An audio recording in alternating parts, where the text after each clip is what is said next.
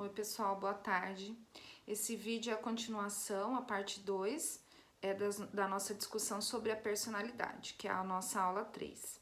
Bom, então a gente viu nesse capítulo que eu indiquei para vocês, e uma coisa importante que acho que eu não mencionei no outro vídeo, é que o link do material teórico para acessar esse capítulo que eu estou discutindo está na atividade 3. Então, ali, quando vocês entrarem na atividade para realizá-la, tem um link do livro. Eu não consegui postar o livro no Moodle, porque o livro é muito grande, então não foi possível. Por isso que eu indiquei só o link para que vocês acessem, né, esse material, e não daria também para eu separar só o capítulo 1, porque é um arquivo, né, PDF, não consegui fazer isso, então eu disponibilizei o link para vocês. Mas enfim, né, a gente viu nesse capítulo que a personalidade ela é tratada de forma científica pela psicologia, então é um objeto de investigação importante da psicologia. E todas as teorias, né, as abordagens teóricas que existem na psicologia vão enfatizar a personalidade a partir de algum aspecto. A gente viu também nesse capítulo que existem 8 elementos importantes para a compreensão da personalidade. Então a gente vai ver agora nessa videoaula que cada uma das diferentes abordagens vai enfatizar um elemento desse que é importante. Por exemplo, o inconsciente, né? As motivações inconscientes, que a gente não tem um controle consciente, que estão ou influenciam o nosso comportamento, os nossos sentimentos. A abordagem teórica que vai dar maior importância a isso, vai tomar esse elemento como principal para a teorização e, né, o desenvolvimento da teoria, né, é a psicanálise.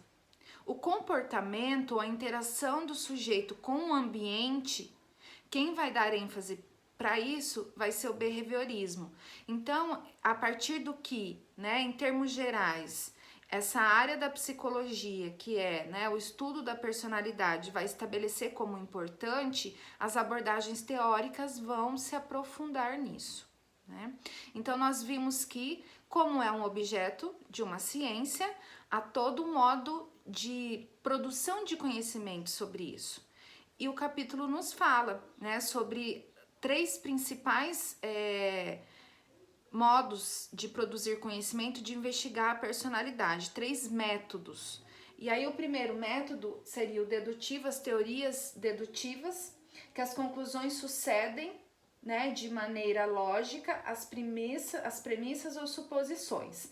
Na dedução, usamos nosso conhecimento sobre as leis ou princípios psicológicos básicos a fim de compreender cada uma das pessoas.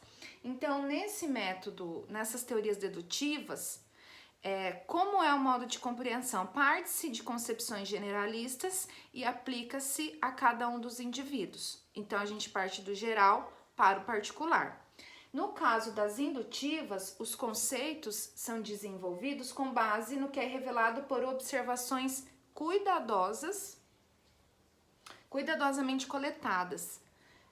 A indução parte dos dados para a teoria, dos casos específicos para generalizações. Então, as teorias que são consideradas indutivas são aquelas que vão partir de casos particulares, de investigações feitas em laboratório, de questionários aplicados a uma parcela, né, da população, enfim, a uma amostra populacional, para, a partir daqueles casos específicos, construir conceitos que se apliquem de modo geral a todos os seres humanos.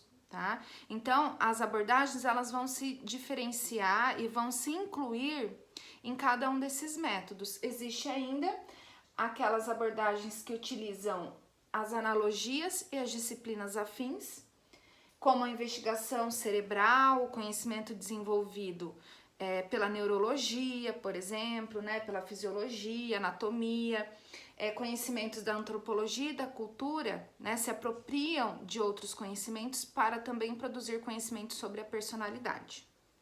Ok? Então, tem um quadro na página 8 do texto, que é um quadro que vai apresentar os 8 aspectos básicos da personalidade, associando esses aspectos à perspectiva teórica que deu ênfase, né, que investigou mais cada um deles.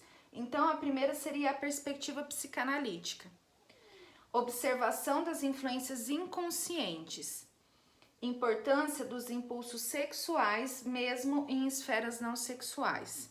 Então, aqui esse quadro está dizendo, olha, a perspectiva psicanalítica de compreensão da personalidade, qual elemento, né, qual aspecto básico da personalidade ela vai priorizar nas suas investigações e produções de conhecimento? O inconsciente e os aspectos sexuais da personalidade, né? Esse é o primeiro.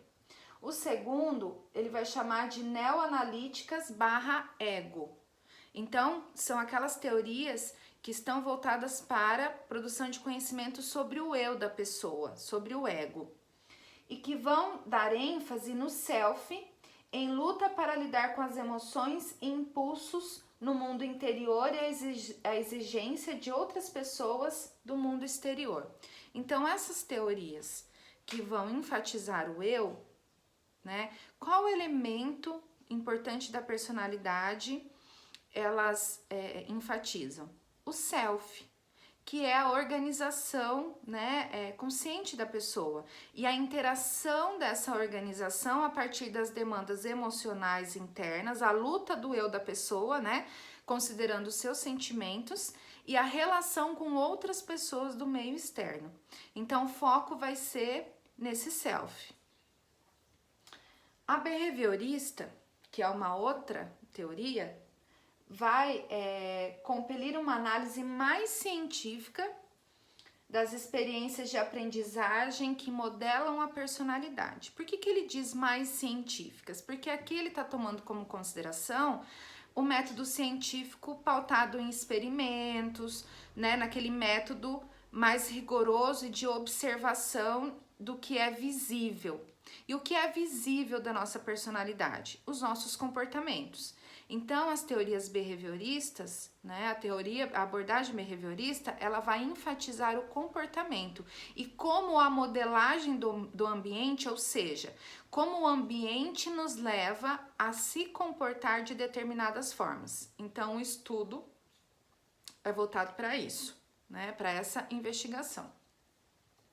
A cognitiva, que é uma outra perspectiva teórica na psicologia, ela captura a natureza ativa do pensamento humano, emprega o conhecimento moderno da psicologia cognitiva. Então, o objetivo, né, o foco são nos processos de pensamento, da cognição. E para isso vai se utilizar, então, dos conhecimentos desenvolvidos pela neurologia, né, por todas as ciências que contribuem para compreender como o ser humano pensa, como esse pensamento tem influência nos seus comportamentos, etc. O traço, né, a perspectiva do traço das teorias que consideram essa perspectiva, desenvolveram técnicas eficientes de avaliação do indivíduo.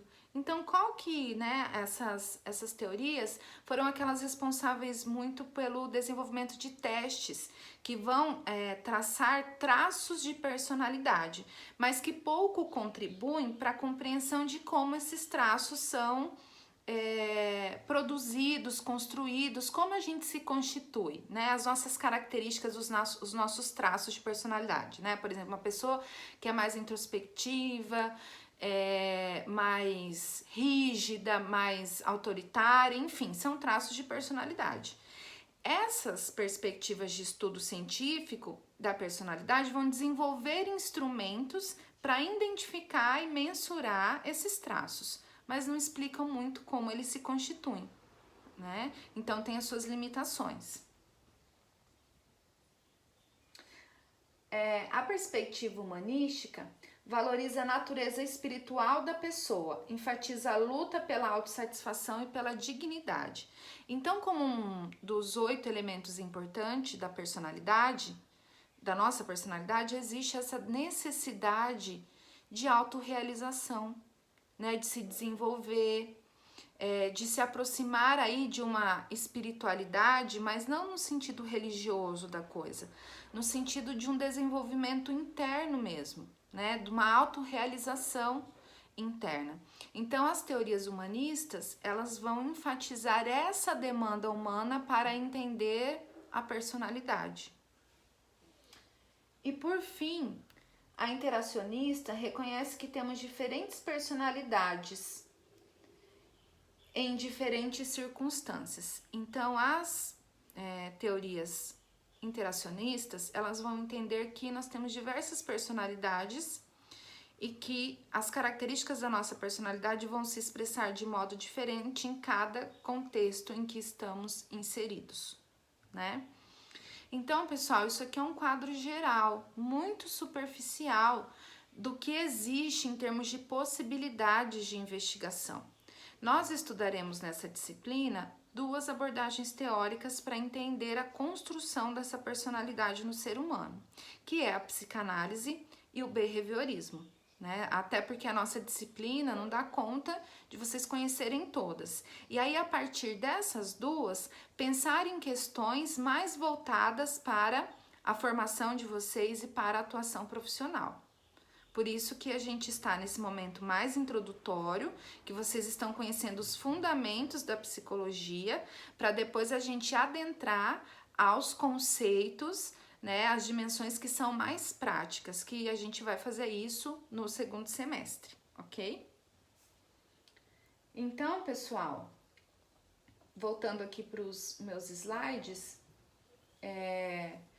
o texto vai trazer alguns teóricos que foram considerados os mais importantes para estudar a teoria da personalidade. Eu vou citar superficialmente cada um deles, porque a gente vai se aprofundar, como eu disse, né, nas abordagens, na psicanálise e no behaviorismo. Então, aqui ela fala do Allport, do Levin, do Kurt Lewin e do Murray. Então, foram 3 teóricos considerados muito importantes para entender a personalidade. O Allport, ele definiu a personalidade como a organização dinâmica dos sistemas psicofísicos dentro do indivíduo, que determinam sua adaptação pessoal ao respectivo ambiente. Então, para ele, a personalidade seria um sistema psicofísico que está dentro do indivíduo. O que seria esse sistema psicofísico? Né? Marcado aí pelos aspectos físicos de funcionamento, fisiológicos, biológicos e psicológicos, em termos de pensamentos, sentimentos, etc. E que é esse conjunto que determina o nosso nível de adaptação ao ambiente. Então, são as nossas características de personalidade para o Allport, como nós nos constituímos de maneira singular e única, que determina como a gente vai interagir, como a gente vai se adaptar. Por exemplo, agora vocês estão vivendo um desafio muito grande, que é esse o desafio de estudar de modo online, remoto, com atividades em casa, né? Para algumas pessoas, e isso a partir das características que elas têm, desde uma facilidade maior do domínio dos meios digitais, das tecnologias, mesmo uma capacidade de lidar com os desafios de uma forma mais positiva, é menos doloroso passar por esse processo.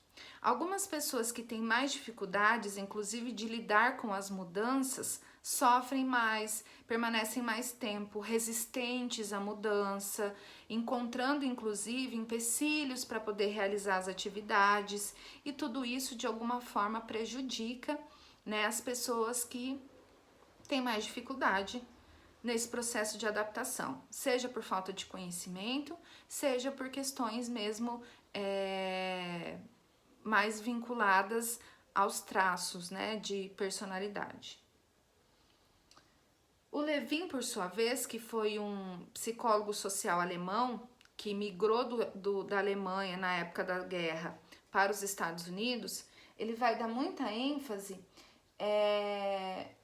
ele apresenta uma abordagem dinâmica da personalidade e, na medida em que ele procurou identificar sistemas que fundamentam um comportamento observável, Levin dirigiu sua atenção para a situação momentânea do indivíduo e a estrutura e circunstância psicológica. Então, Levin, ele fez experiências em laboratório. Então, ele expunha as pessoas a determinadas situações e aí ele observava como A situação influenciaria o funcionamento da personalidade, a expressão de comportamentos e características das pessoas. Então, ele pôde fazer, a partir então de pequenos grupos, né, construir conceitos e pôde aplicar a maioria das pessoas. O Murray acreditava em uma perspectiva abrangente, que incluía estudos longitudinais. O que é um estudo longitudinal? É aquele que vai estudar uma pessoa ao longo de toda a vida. Então, ele propunha a realização de estudos de um indivíduo desde a infância até a velhice e a vida adulta. E aí, esses estudos eram organizados, né, por investigação, por modo de identificação das características desse indivíduo em cada etapa da vida.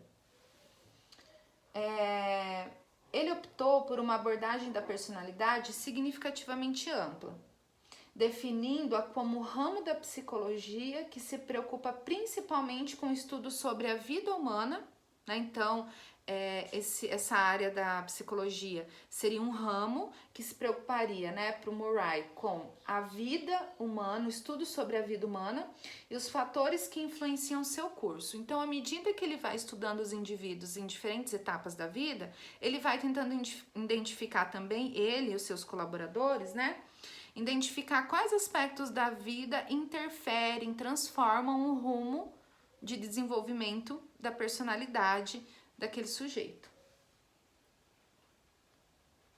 E aí ele também investiga, né, à medida que ele fez estudos com pessoas específicas, comportamentos e características individuais. Por fim, pessoal, e foi o que eu pedi para vocês realizarem, né, na atividade, algumas questões básicas que os autores trazem para pensar a personalidade. Essa constituição, essa organização interna que nos caracteriza, que nos torna únicos. E aí os autores eles estabelecem algumas questões básicas. A primeira, qual a importância do inconsciente? E é isso que eu pedi para vocês fazerem, né? Escreverem quais são essas questões básicas. Então, como considerar, na hora de olhar para a personalidade, a importância do inconsciente? O que é o self? Ou o que é o eu da pessoa, essa unidade interna que existe? Cada indivíduo exige uma abordagem exclusiva de personalidade? Existem diferenças na personalidade de homens e mulheres? Se existem, essas diferenças estão atribuídas ou são decorrentes dos aspectos ou das diferenças biológicas? Pessoas versus a circunstância. Como pensar o sujeito em diferentes circunstâncias? Será que eles se transformam, se modificam? Até que ponto a personalidade é determinada culturalmente, né? O quanto do que é nosso, do que é interno, do que nos constitui, é resultado do que aprendemos ou do que vivemos na nossa cultura. O conceito de personalidade é útil, né? Então é isso que a gente vai olhar aqui agora e de alguma forma eu já faço a correção da atividade de vocês, ok? Então, deixa eu encontrar aqui. Todo o restante do texto que não foi trabalhado porque eu não considerei muito relevante para o aprendizado. Então, eu selecionei. O que eu selecionei é o que está na minha fala. Então, se atentem mais a isso.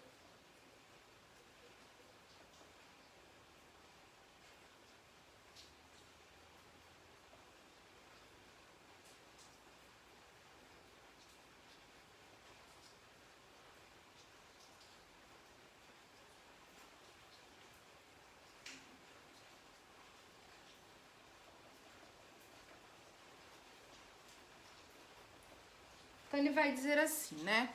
Isso começa na página 18, nessa discussão. Qual a importância do inconsciente? E aí ele vai citar alguns exemplos, né? Que vocês podem ter visto alguns colegas se comportarem de uma forma a tentar agradar aos pais, mesmo sem ter a percepção disso. Ou seja, há internamente um desejo de agradar aos pais, e esse agradar aos pais tem relação com o modo como a pessoa acha que os pais seriam agradados, e a partir disso ela vai agindo em diferentes contextos, a partir dessa determinação, dessa motivação, sem ter consciência disso, né? Então, existem elementos que nos conduzem ou que influenciam quem somos ou como nos comportamos, que não são do domínio da nossa consciência. Então, é uma dimensão considerada uma dimensão importante. Embora algumas abordagens teóricas não deem a ênfase, né, a isso, a importância aprofundada a essa dimensão, ela é sim considerada importante para a compreensão da personalidade, tá? O que é o self? Aí ele vai dizer assim, Carl Jung disse que o encontro de duas personalidades é como o contato de duas substâncias químicas. Se houver uma reação, ambas são transformadas. Será que deveríamos conceber o self como uma substância química complexa?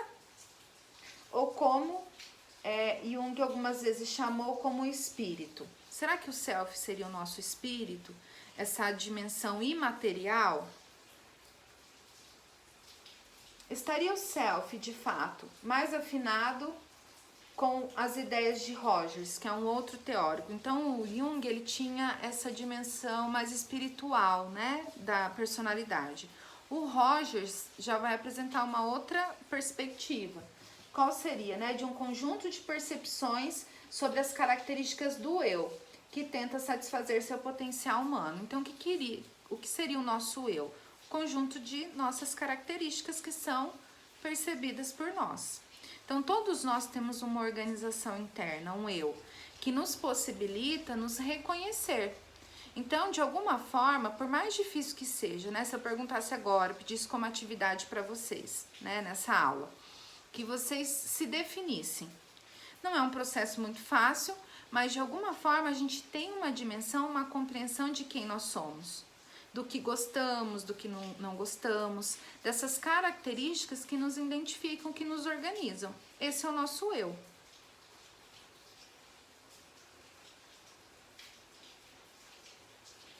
Cada indivíduo exige uma abordagem exclusiva da personalidade. Ele vai dizer assim, até que ponto podemos aplicar métodos gerais a todas as pessoas?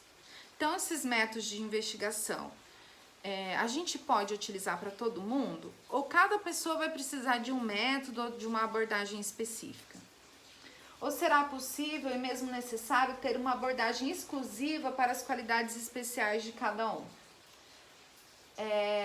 A ciência, por natureza, procura leis universais. Então, o que isso significa, pessoal? Que cada uma dessas abordagens e desses métodos que são legitimados como científicos, eles só são porque eles podem ser aplicados de modo universal para todo mundo. Mesmo considerando as diferenças culturais, por exemplo, as diferenças das pessoas em determinados contextos, ou mesmo as suas diferenças particulares. Então, quando a gente for lá estudar a psicanálise e o behaviorismo, que são teorias importantes para entender a personalidade, embora existam muitas outras, é o que eu escolhi para trabalhar com vocês, essas abordagens, mesmo com as suas limitações e fragilidades, são aplicáveis para todo mundo. Então, não é cada pessoa vai exigir uma abordagem diferente. Até porque a gente não tem como, um psicólogo, por exemplo, um estudante da personalidade, um investigador, ele não tem como dominar todas com a mesma profundidade. Ele escolhe uma e a partir disso ele passa a olhar para os indivíduos e para as suas personalidades nessa perspectiva, né? Do olhar que aquela teoria lhe proporciona. É como se a gente pegasse um óculos, né, uma lente e passasse a olhar para a realidade com a lente que nós escolhemos, enfatizando alguns aspectos em detrimento de outros. Então, as teorias, as abordagens, elas são gerais e elas podem ser aplicadas para todo mundo. Existem diferenças entre homens e mulheres? Quais são as diferenças existentes, né, entre homens e mulheres e de onde elas provêm? É óbvio que as diferenças sexuais são as anatômicas, claramente determinadas por genes antes de nascermos. Então, existe aí, ele está afirmando, os autores estão afirmando, que existem diferenças biológicas, anatômicas, determinadas, né, antes do nascimento, pelos nossos genes, pelo nosso aparato biológico, genético. De que maneira, porém, vamos interpretar as várias diferenças psicológicas que surgem entre homens e mulheres na nossa sociedade? Então, será que a gente vai olhar para essas diferenças de modo biológico, natural, ou a gente vai considerar os aspectos de relação, os aspectos culturais, os aspectos de gênero? Porque a gente sabe que existe um modo de educar e de se relacionar com os homens de uma forma diferente que se faz com as mulheres. O quanto que esse modo culturalmente estabelecido de olhar para o homem, de olhar para a mulher, de estabelecer um lugar na sociedade, características para cada um dos gêneros, não influenciam o modo como cada um se vê e se apresenta em termos de personalidade, né? Se a gente pensa lá na criação, na educação de um menino e de uma menina, que são educados muitas vezes completamente diferentes, o menino para brincar na rua, para ser corajoso, enfim, para enfrentar os desafios, e a menina para brincar dentro de casa, para ser protegida, para se preservar, para não se expor, enfim. Será que essa educação não vai influenciar nas características de personalidade de cada um deles? Então, cada vez mais os estudos têm incorporado essas discussões de gênero, essas discussões sociais e culturais para entender as diferenças entre homens e mulheres. Cada vez nos distanciamos mais de uma compreensão natural biológica. Existem diferenças biológicas entre homens e mulheres? Claro, né? Que se expressa sobretudo na nossa anatomia, no nosso corpo. Mas o que disso, dessa diferença biológica, se expressa no nosso modo de ser? Ou no modo de ser diferente de um homem e de uma mulher. Então, são investigações que estão sendo feitas e cada vez mais distancia-se dos aspectos naturais, biológicos, e passa-se a considerar os aspectos culturais, né? A exploração, muitas vezes, que as mulheres sofrem, a violência, a impossibilidade de realizar determinadas atividades e circular nos ambientes sociais e públicos, tudo isso como elementos que vão forjando ou contribuindo para a construção da personalidade dessas mulheres. E isso vai depender ainda de cultura para cultura. A gente sabe que nós vivemos num país democrático e que, se a gente for pensar a formação das mulheres em países em que elas não possuem direitos políticos, civis, enfim, não podem trabalhar, não podem expor, né, como alguns países islâmicos, as características então serão ainda maiores. Pessoa versus circunstâncias. Desde o princípio, a teoria moderna sobre a personalidade, no início do século passado, apresentou, né, inconsistências no comportamento de todos os indivíduos e têm sido satisfatoriamente identificadas. O indivíduo cujo comportamento é extrovertido em determinado dia pode apresentar-se de maneira introvertida em outro, em circunstâncias diferentes. Se pessoas extrovertidas podem agir como introvertidas, ou se pessoas autênticas podem falsear, que sentido há em falar sobre personalidade, né? Então é uma discussão que se fala, né? A gente tende a se comportar também de acordo com o que o ambiente nos possibilita. Então vocês podem ser muito extrovertidos, comunicativos, enfim. Só que aí vocês vão, primeiro dia, né, para os meninos, na casa da namorada conhecer o pai, né? E aí a namorada já disse: nossa, meu pai, ele é muito bravo, ele é muito sério, ele é muito exigente, enfim.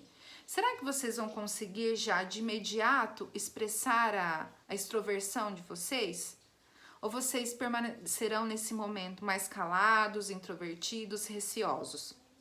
Mesma coisa as meninas, né? Que vão primeira vez na casa do namorado, né? E aí vão também conhecer o sogro, a sogra, se sentem avaliados nesse momento. Será que vocês se comportam da mesma forma que são autenticamente? Mas isso não significa que a gente não tem uma essência, ou seja, aquelas características que nos identificam e nos organizam. Elas estão presentes, mas de alguma forma o ambiente possibilita que a gente expresse mais algumas características em detrimento de outras. Então existem ambientes que não nos possibilita ser expansivo, comunicativo, alegre o tempo todo, né? Existem limitações. A sala de aula é um lugar assim, né? Que muitas vezes as características de vocês ficam um pouco abafadas, negligenciadas, porque a organização do espaço, a necessidade de silêncio, enfim, tudo aquilo que uma aula exige, impossibilita que vocês expressem.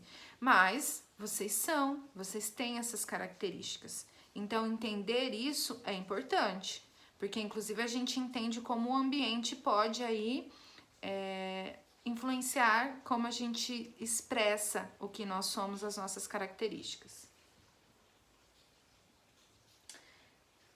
Até que ponto a personalidade é determinada culturalmente? Então, existem muitos estudos, como eu disse, cada vez maiores, tentando entender como as vivências culturais nos influenciam. A gente não tá solto nesse mundo, né? A gente vive num contexto específico, cultural e social. Então é natural não, é necessário que a gente considere os aspectos culturais e sociais, sim, mas eles não são os únicos, porque há uma atividade interna no modo como a gente se apropria da cultura, como a gente internaliza os valores culturais, como a gente transforma essa cultura.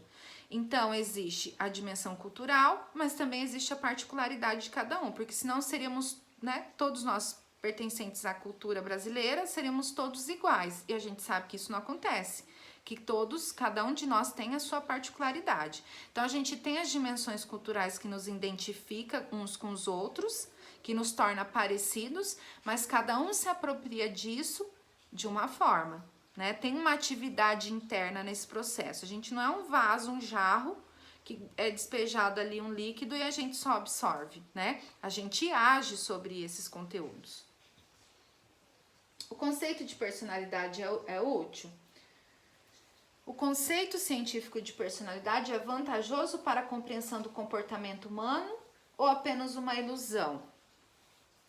A maioria de nós provavelmente já recebeu cartões de amigos íntimos com mensagens envaiecedoras como esta, né? E aí isso é uma mensagem aqui que vai destacar características, né? Da pessoa, enfim, que recebeu esse cartão. Conhecer ou entender que existe, que é isso que essa disciplina aqui propõe, vocês não vão se tornar estudiosos da personalidade. Pode ser que alguns de vocês, a partir dessa disciplina, desejem cursar psicologia ou investigar mais esse assunto, se apropriar mais.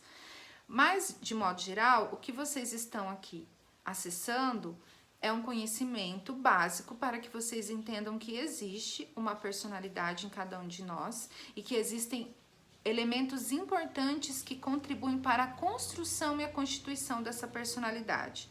Essa personalidade não é natural, não é inata, ela não nasce com a gente. Nós temos aspectos que podem ser genéticos, sim, mas nós temos muito da interação desses aspectos com o ambiente, com os vínculos que nós estabelecemos, com as experiências que nós vivenciamos. Então, o que nós somos é resultado de todas essas vivências. E compreender quem nós somos é útil, inclusive, para nós mesmos, podermos nos perceber diante de determinadas situações e inclusive mudar, né? Porque se a gente não tem consciência dessas nossas características, a gente continua agindo de determinadas formas que não são tão interessantes. Então, reconhecer isso nos outros e reconhecer isso em nós mesmos é fundamental para que a gente tenha relações interpessoais, desenvolvimentos individuais e coletivos com maior qualidade, tá? Então, a gente encerra o nosso conteúdo por aqui, da personalidade.